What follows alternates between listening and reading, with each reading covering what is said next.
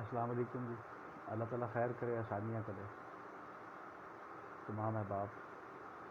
خوشیاں سمیٹے، اللہ تعالیٰ کی رحمتیں سمیٹے۔ ہم بچپن سے سنتے آئے، پڑھتے آئے، نعرے لگاتے رہے، پاکستان کا مطلب کیا، لا الہ الا اللہ، کون اس کا رہنما، محمد رسول اللہ، یہ بھی اس میں شامل کر لیا گیا۔ لیکن بدقسمتی پاکستان کی، پاکستانی قوم کی، کہ آج تک پاکستان کے اندر کوئی ایسا کام قانونی طور پر یا سرکاری طور پر نہیں کیا گیا جو اس نعرے کی تائید کرے، جو اس نعرے کی توثیق کرے، جو اس بات کو یہاں کرے کہ پاکستان واقعی ہی حقیقت میں ایک اسلامی ملک ہے، کہ اسلام کے نام پہ حاصل کیا گیا تھا۔ ایسا کوئی بھی، ایک بھی ایسا قانون پاکستان کی اسمبلیز آج تک پاس نہیں کر سکی۔ یہ ہماری بدقسمتی ہے، خاص طور پہ پاکستانی قوم جو ہمیشہ ہمیشہ ان کے پاس صرف ایک ہی آپشن ہے کہ کینڈیڈیٹ ایک آیا الیکشنز کے دنوں میں، مضبوط کینڈیڈیٹ تھا، وہ پچھلے 40 سالوں سے وہی آ رہا تھا، جو مسلسل آ رہا تھا۔ انہوں نے سوچا جتنا انہیں ایز کیا نہیں ہے، انہیں ہی ووٹ دیں گے۔ اب مت ماری گئی، آپ کو یہی نہیں پتا کہ وہ جو جیتتا آ رہا ہے پچھلے 30 35 سال سے آپ کے اوپر حکومت کر رہا ہے، آپ کے مال کو کھا رہا ہے، آپ کے جو ان سے معاملات ہیں ان کے اندر وہ گڑبڑ کر رہا ہے، آپ اس سے سوال کرنے کی جسارت نہیں کر سکتے، آپ اس سے یہ پوچھنے کی ہمت نہیں رکھتے کہ بھائی میرا پیسہ، میرے ٹیکس کا پیسہ کہاں پہ استعمال ہو رہا ہے، میرے ٹیکس کا پیسہ اس سے پاکستان کی مشینری، پاکستان کی اسٹیٹ مشینری، پاکستان کے سرکاری ادارے کیا کام کر رہے ہیں اور کون سا ہمیں فائدہ دیا جا رہا ہے۔ آج موجودہ دور کے اندر موجودہ حالات جو ان سے چل رہے ہیں، اس میں آپ دیکھیں پاکستان کے اندر مہنگائی کی شرح اگلے پچھلے سارے ریکارڈ توڑ چکی ہے، کہ ایک غریب آدمی کے گھر میں 2 وقت کا کھانا مشکل ہو چکا ہے، اتنا مشکل ہو چکا ہے کہ اسے لفظوں میں بیان نہیں کیا جا سکتا۔ اب جو بیٹھے ہوئے ہیں، جو لوگ وزیر ہیں، مشیر ہیں، معاون خصوصی ہیں، وزیر اعظم صاحب شہباز شریف، آپ کی تو بڑی پھرتیاں سننے میں آتی تھی، بڑا بڑا آپ کا نام تھا کہ جی آپ تو بڑے اچھے ایڈمنسٹریٹر ہیں، آپ سے اچھا بندہ تو پاکستان کی تاریخ میں آج تک آئے ہی کوئی نہیں ہے۔ آپ نے آ کے رہے سہے جو ان سے معاملات تھے ان کا بھی ستیہ ناش کر دیا۔ اگر آپ نے اپنے لیے ہی قوانین مرتب کرنے تھے، صرف اپنے لیے ہی آپ نے اس اسمبلی کو اپنی باندی بنایا ہوا ہے، تو یہ والے معاملات تو آپ آپس میں مل بیٹھ کے بھی کر سکتے ہیں۔ اس میں عوام کو ذلیل کرنے کا، اس کو خار کرنے کا کیا مقصد ہے آپ کا؟ آپ کیوں اللہ سے نہیں ڈرتے؟ کیوں اس طرح سے اتنی حد تک آپ نے ظلم کر دیا ہوا ہے اس قوم کے اوپر، اس ملک کے اوپر؟ یہ پاک سرزمین، اس کو پاک سرزمین کہتے ہوئے بھی کئی ہزار بار سوچنا پڑتا ہے کہ ادھر تو پاکی والا کوئی بھی کام نہیں ہے، کہ اس ملک کے اندر جو ان سے قوانین پاس کیے جاتے ہیں وہ سارے کے سارے کھلم کھلا اسلام کی شریعت کی نفی کرتے ہیں، اور اعلان جنگ ہے، سود کا کاروبار اللہ تعالیٰ سے اعلان جنگ ہے۔ اب پاکستان کے اندر پاکستان کی اسٹیٹ، پاکستان کی گورنمنٹ، پاکستان کی جو سرکار ہے وہ اس کی پشت پناہی کرتی ہے کہ پاکستان کے اندر سود کا کاروبار کیا جائے۔ اور ویسے جی ہم سنتے ہیں، بچپن سے ہی سنتے ہیں، پڑھتے ہیں کتابوں میں کہ پاکستان کا مطلب کیا، لا الہ الا اللہ۔ خدا نخواستہ، اللہ تعالیٰ کی ذات معاف کرنے والی، شاید ان کے نزدیک اس کا مطلب کچھ اور ہے۔ میں تو یہ سمجھتا ہوں کہ لا الہ الا اللہ کا مطلب صرف ایک ہی مطلب ہے کہ اللہ تعالیٰ کے سوا کوئی عبادت کے لائق نہیں ہے، کوئی الہ ہے ہی نہیں ہے اللہ کے سوا۔ لیکن بدقسمتی پاکستان کے اندر ہر سرکاری دفتر میں ایک خدا بن کے بیٹھا ہوا بندہ، جو بھی اس کا سربراہ ہے، جو بھی اس کا ڈائریکٹر ہے، جنرل مینیجر ہے، جس بھی عہدے پہ وہ بیٹھا ہوا ہے، وہ اپنے تئیں خدا بن کے بیٹھا ہوا ہے۔ اس نے اپنی ایک اسٹیٹ بنائی ہوئی ہے۔ اب اس اسٹیٹ کے اندر وہ سیاہ چاہے سیاہ کرے، سفید چاہے سفید کرے، اسے کوئی پوچھنے والا نہیں ہے، اسے کوئی کویشچن نہیں کر سکتا۔ ہاں جی ہاں صاحب آپ یہ کیا کر رہے ہیں چور صاحب، آپ کیوں ایسے معاملات کر رہے ہیں؟ آپ کو یہاں پہ بٹھایا گیا ہے عوام کی خدمت کرنے کے لیے، آپ عوام کا خون نچوڑ رہے ہیں بشمول آپ کے سٹاف کے سارے آپ اسی کام میں لگے ہوئے ہیں کہ آپ نے صرف عوام کا خون نچوڑنا ہے،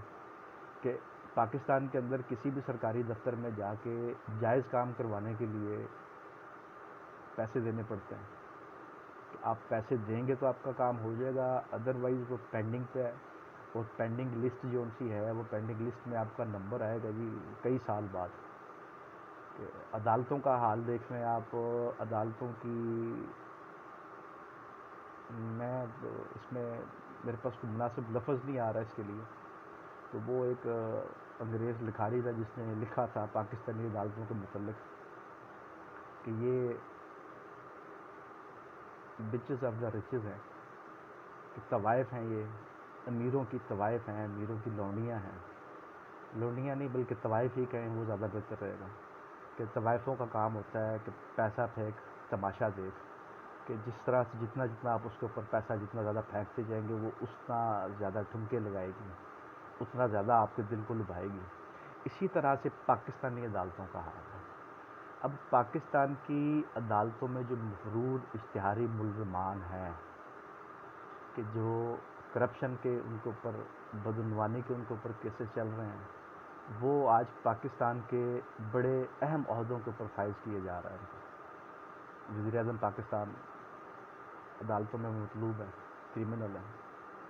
ریکارڈ یافتہ۔ ابھی ریسنٹلی اسحاق ڈار کو بلایا گیا ہے لنڈن سے اس کام کے لیے کہ جی وہ آئے اور پاکستان کی معیشت کو سنبھالے۔ یہ وہ بندہ ہے جس بندے کے اوپر پاکستانی عدالتوں نے، پاکستانی سرکار نے، پاکستانی حکومت نے کیسز بنائے تھے ان کے اوپر، اور یہ موصوف پچھلے 5 سال سے آلموسٹ ملک سے بھاگے ہوئے تھے، ملک سے فرار تھے، عدالتیں انہیں اشتہاری قرار دے چکی تھی، اور آج وہی عدالتیں انہیں کلین چٹ دے رہی ہیں۔ تو یہ میرے خیال سے بڑا زور کا تھپڑ ہے ان عدالتوں کے منہ پر، اور ان جج صاحبان کے منہ پر، وہ جو بنے بیٹھے ہیں انصاف کے، جو ٹھیکیدار بن کے بیٹھے ہوئے ہیں، جو کہتے ہیں کہ جی عدالت کی توہین نہیں کرنی ہے، آپ نے عدالت کی توہین نہیں کرنی، اسلام کی توہین کر دو، مذہب کی توہین کر دو، اولیاء اللہ کا ستیہ ناش کر دو،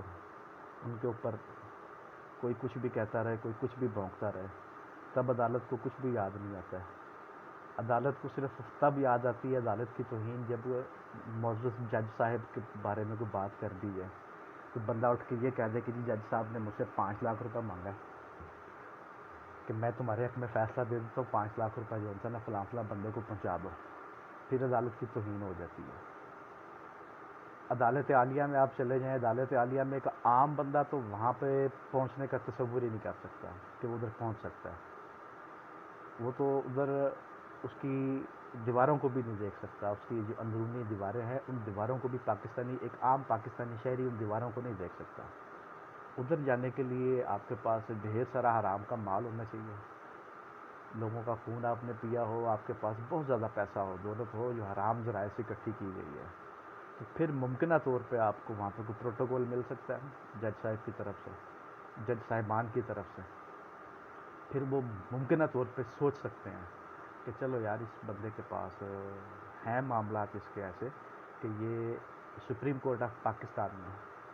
کھجل ہو سکتا ہے، ادھر یہ آنے کے قابل ہے۔ اب ایک ہی ملک کے اندر آپ نے جس طرح سے اس ملک کو، اس ملک کے نظام کو، اس ملک کے اداروں کو،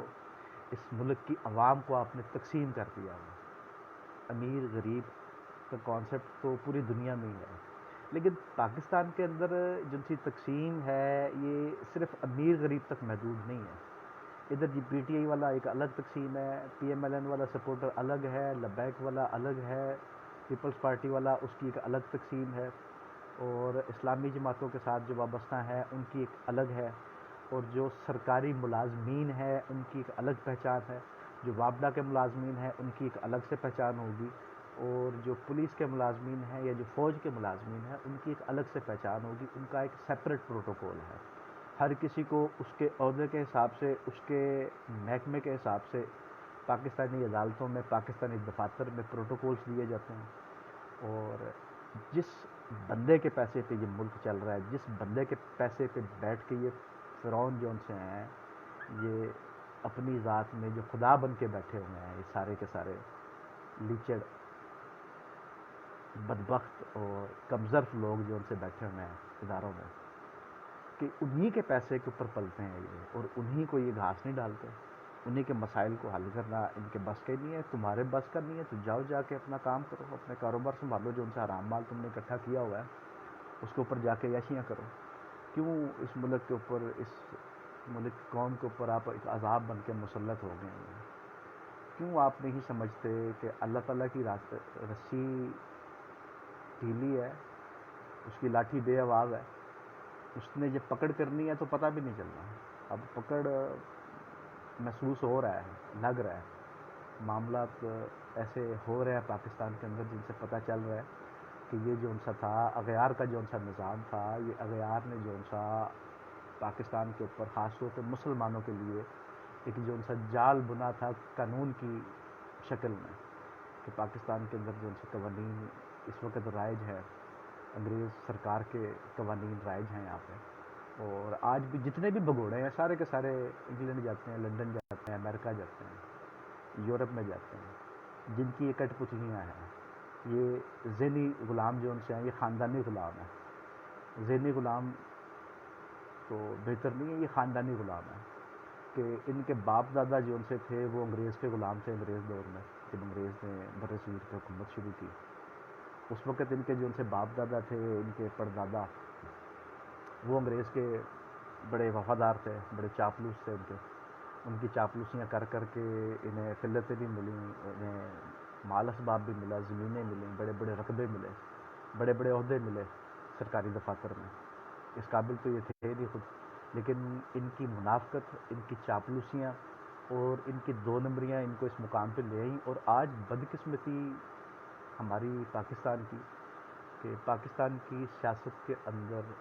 80% से ज़ायद जो लोग हैं,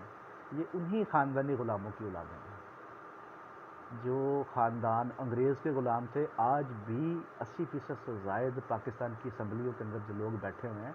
उन्हीं ख़ानदानों की नस्लों में से हैं, उन्हीं की औलादें हैं। और पाकिस्तानी मेरे भाई बहन, मेरे बुज़ुर्ग, मेरे छोटे भाई, ये समझ नहीं आती कि ये क्यों इन चीज़ों को नहीं देखते, क्यों इस चीज़ को ये नहीं समझते कि इनके ऊपर जो हुक्मरान बन के बैठे हुए हैं, जो इनके ऊपर हुक्मरानी करने के लिए आते हैं, जो इनसे वोट मांगने के लिए आते हैं, इनसे वोट लेते हैं, इनकी ताकत को गलत इस्तेमाल करते हैं, इनके लिए कुछ भी नहीं करते। पाकिस्तान के अंदर अपने फ़ायदे के लिए MPAs, MNAs, सेनेटर्स और जज साहिबान, कानूनदान जो उनसे हैं, ये अपने फ़ायदे के लिए रातों रात कानून बना लेते हैं कि जिसमें इनकी अपनी ज़ात का फ़ायदा हो। अब इसकी रिसेंट एग्जांपल्स देख लें आप। कभी पीछे नैब ऑर्डिनेंस जो सा आया, उसके अंदर क्या किया गया कि इनकी जो उनकी चोरियाँ थी, उन चोरियों पर पर्दा डाला गया, और उसके अंदर ये क्लियर कर दिया गया कि जी 50 करोड़ से कम की चोरी, उसे चोरी ही नहीं माना जाएगा। 50 करोड़ से नीचे की जो उनकी चोरी है, उस चोरी को चोरी नहीं कहा जाएगा। उसे साबित करेगा, इदारा साबित करेगा कि यार इसने चोरी की है, फिर तो शायद वाली बात है कि वो उसे काउंट कर लेंगे उसमें चोरी में, अदरवाइज़ वो चोरी नहीं है। अब एक बंदा जो माहाना 25 से 50 हज़ार का कमाता है, लाख रुपए कमाता है, 2 लाख रुपए कमाता है, चले जी अब 3 लाख रुपए माहाना कर लें, कि एक बंदा 3 लाख रुपए माहाना कमाता है, उस कमाई में से उसका 70% खर्च होता है, जो रेगुलर बेसिस पे खर्च होता है। अब 30% उसका जो सा बचेगा, 30,000 से 1 लाख तक की रकम जो उनकी बचती है, वो एक साल के अंदर इकट्ठा करता है तो 10 से 12 लाख रुपए बनेगा। अगर 1 लाख रुपए माहाना उसकी सेविंग है, तब 10 से 12 लाख रुपए एक साल में बनता है।